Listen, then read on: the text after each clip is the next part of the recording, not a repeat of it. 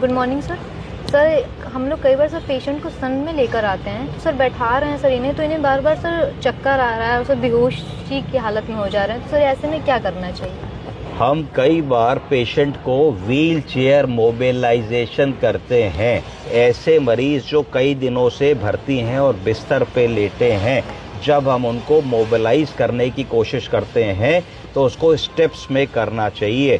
पहले हमको उनको बेड पे ही बिठाना चाहिए। जब हम बेड पे बिठाएंगे तो पैर नीचे हो जाएंगे और कमर से कमर लगा के किसी से कहिए भाई बैठ जाओ, तो पेशेंट का हार्ट जो बहुत समय से एक रेस्टिंग मोड पे था कि मरीज लेटा था एक सपाट सरफेस पे, तो हार्ट को उतना ही काम करना पड़ रहा था, मेहनत कम लगानी पड़ रही थी, क्योंकि इक्वल लेवल पे सर भी था और पैर का टो भी था। जब तुमने मरीज को बिठाया उसके बेड पे तो पैर नीचे कर दिए, तो इसका मतलब ये हुआ कि ब्लड का बहुत सारा फ्लो नीचे चला गया। जब ब्लड का बहुत सारा फ्लो नीचे चला गया तो हार्ट को ज़्यादा ताकत लगानी पड़ेगी फ्लो को वहाँ भेजने में और वापसी में, भेजने में और वापसी में, और सर तक भेजने में ज़्यादा ताकत लगानी।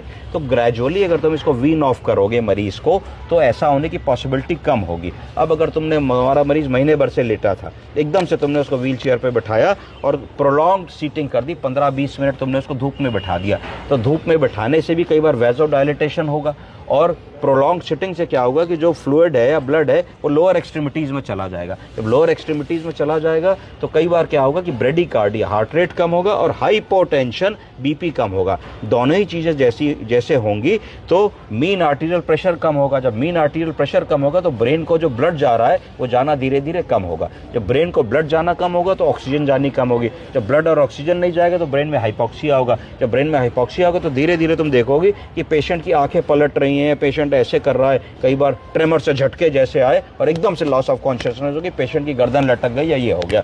तो ये अगर हो तो उस समय क्या करोगी? अगर जैसे ही हो तो हम 4 आदमी, 5 आदमी, 6 आदमी खड़े, तुरंत हेड को सपोर्ट करोगी और मरीज को उठा करके एक फर्श पे लिटा दोगी इमीडिएटली। अगर फर्श, गद्दा, तकिया नहीं है तो भी फर्श पे लिटा दोगी, बटन थोड़े से लूज कर लोगी और 2 लोग फुटेंट को थोड़ा सा रेस कर देंगे। जैसे ही तुम ये करोगी तुम देखोगे कि पल भर के अंदर मरीज का रेस्पिरेशन बेटर हो जाएगा, मरीज का ब्लड प्रेशर बेटर हो जाएगा, पल्स तुमको फील होने लगेगी। ऐसा इसलिए होगा कि बहुत सारा फ्लूइड जो लोअर एक्सट्रीमिटीज़ में उतर आया है, ब्लड लोअर एक्सट्रीमिटीज़ में उतर आया है, वो वापस सर्कुलेशन को मिल जाएगा। अगर ऐसा करने से भी 10-15 सेकंड में तुम्हें पल्सेस नहीं फील हो रही हैं, लग रहा है मरीज नीला पड़ रहा है, तो फिर कॉल फॉर हेल्प करोगी और CPR का प्रोटोकॉल तत्काल फॉलो करोगी। समझ गए? Yes sir, thank you sir.